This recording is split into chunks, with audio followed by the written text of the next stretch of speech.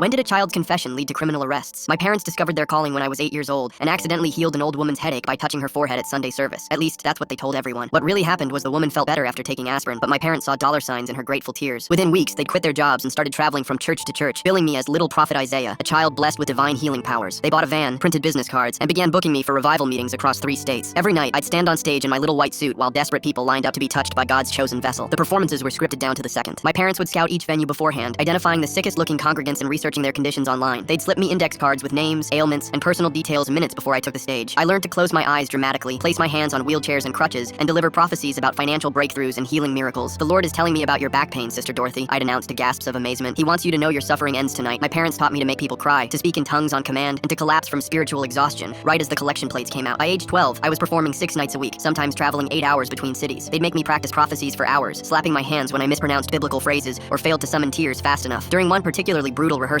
my mother grabbed my face and squeezed until I sobbed. "That's what the Holy Spirit feels like," she hissed. They kept me isolated from other children, homeschooled me with religious curriculum, and told me constantly that I was special, chosen, different from normal kids who would never understand my burden. Everything changed during a revival meeting in Alabama when I collapsed on stage and couldn't get back up. I'd been running a fever for 3 days, but my parents insisted the show must go on. Halfway through healing a woman's arthritis, my vision went black and I hit the floor convulsing. Instead of calling an ambulance, my parents told the congregation I was slain in the spirit and passed collection buckets while I lay unconscious. When I woke up in the hospital, delirious and dehydrated, I refused to perform anymore. "I'm not doing this," I whispered to my mother. "I want to go home." Her face twisted with rage. "You don't get to choose," she snarled. "You belong to God, and God needs his money." My refusal triggered a war. My parents locked me in our hotel room for 3 days, withholding food and water until I agreed to perform. When I still refused, my father dragged me to the bathroom and held my head under ice-cold water until I gasped for air. "You're going to heal people tonight, or I'll give you something that actually needs healing," he threatened. They forced me onto the stage, barely able to stand, where I stumbled through a pathetic performance that fooled no one. The congregation could see something was wrong, but my parents spun it as spiritual warfare, asking for extra donations to protect God's messenger. That night, I had to do something major if I wanted my freedom. My parents had been bragging for weeks about our upcoming appearance at a megachurch revival. Thousands of people would be there, including potential investors who wanted to fund our ministry expansion. My parents saw dollar signs, but I saw my one chance to end this nightmare. They'd spent days coaching me on the prophecies I'd deliver, the healing miracles I'd perform, and the dramatic collapse I'd fake at the end. But I had my own plan for how the night would go. I walked to the dying man's wheelchair and placed my hands on his head as my parents watched greedily from the wings. But instead of delivering my usual performance, I looked directly at the congregation and said, "I can't heal this man. I can't heal anyone. I'm just a kid whose parents taught me to lie." The sanctuary erupted in chaos as I continued. "My parents told me exactly what to say about your back pain, your marriage problems, your money troubles. They research you online before every service. There is no God speaking through me. Just Google." My parents rushed onto the stage, my father grabbing my arm and hissing, "What are you doing?" But it was too late. I looked at the dying man and said, "I'm sorry they used your suffering to make money." The congregation watched in horror as my parents frantically tried to drag me away, their desperation and anger exposing them more than any evidence ever could. The aftermath was swift and merciless. Criminal charges were filed within hours. My parents were arrested for fraud and child abuse, and I was placed in protective custody. My parents lost everything, their ministry, their freedom, and their golden goose. They blamed me for destroying their calling, but I finally understood that my real calling was to tell the truth.